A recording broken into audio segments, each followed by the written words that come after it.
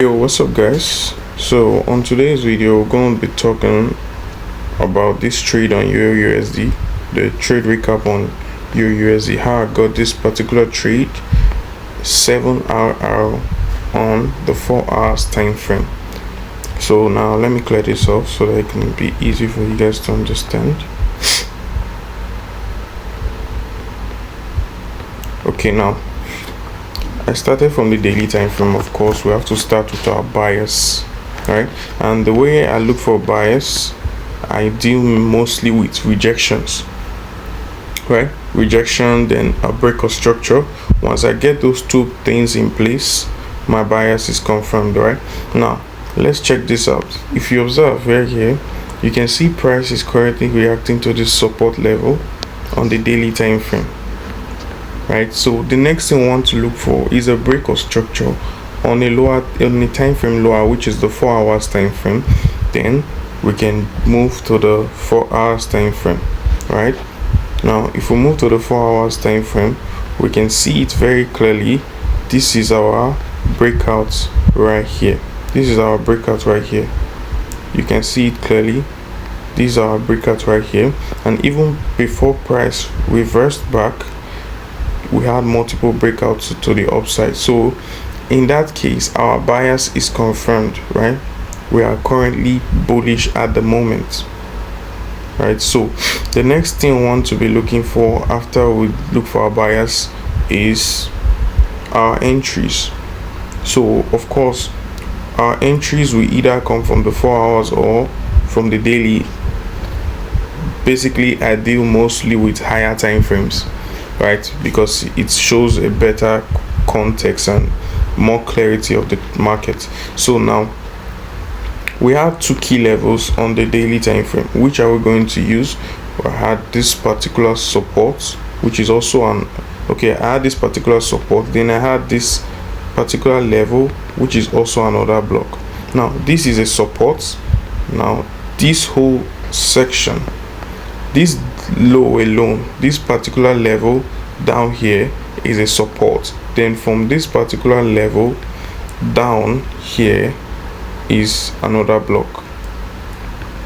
So of course we'll be expecting, if price is not going to reject from here, we'll be expecting price to reject from this whole zone. Now what made me think about this, using this particular level and not using this one instead? Now let's drop down to the 4 hours time frame. Now before using any key level, I pay attention to inducements. Very, very vital.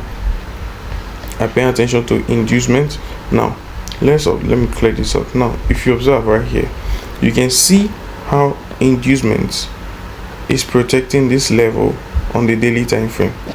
Now this is another block directly from the daily time frame. You can see how inducement is protecting it, and if you observe closely, you will see that this is also a breaker block. You can see this is a breaker block. Yeah, so let's keep that out. Basically now you can see this level is basically from the daily time frame. Now I always pay attention to time frame alignment. This is when multiple key levels are continually persisting in different time frames. Now you can see how this is a good key level on the 4 hours time frame. Now let's go down to the 3 hours. You can see how this is a good key level on the 3 hours. These are alignments right here. When multiple key levels are in the section, you can see how price is aligning with this support. Now let's go down to a time frame lower, the 2 hours time frame, more showing. Now let's go down to the 1 hour time frame. You can see how price kept on persisting. This is an breaker block. This is another breaker block right here. So you can see how price kept on persisting in different time frames. That alone shows you that this particular level is a high probability key level, and not only that, inducement was protecting it. Now if you scroll down to the daily time frame, you can see we already have a CRT. So in other words, the buy was anticipated with this CRT. So you can see how I stacked up multiple confluence in getting my direction and my entry. So I decided to take my entry from this particular level on the 4 hours. Entry was at this low, this particular level right here. Stop loss just a little bit, I think around here. Yeah, then my target was this particular level. This was my target. Now I'll show you why I targeted this particular place. Now, why taking trades? Despite our direction is confirmed, yeah, we are also careful based on obstacles. I'm watching out for obstacles. Now, what do I mean by obstacles? These are possibly key levels that can also push price back.